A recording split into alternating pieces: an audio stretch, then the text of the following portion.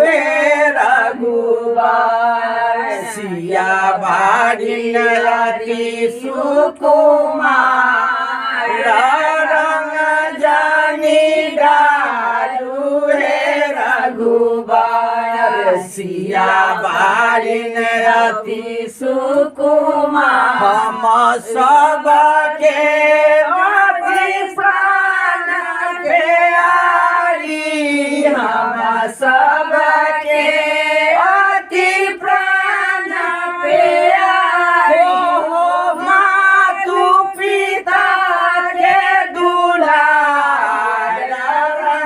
रानी डालू हे रघुबर सिया बाड़ी अति सुकुमार रंग धनी डालू हे रघुबर सिया बाड़ी अति सुखी हम सबके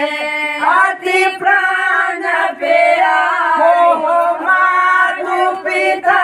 के दुलार रंग धनी डालू हे रघुबर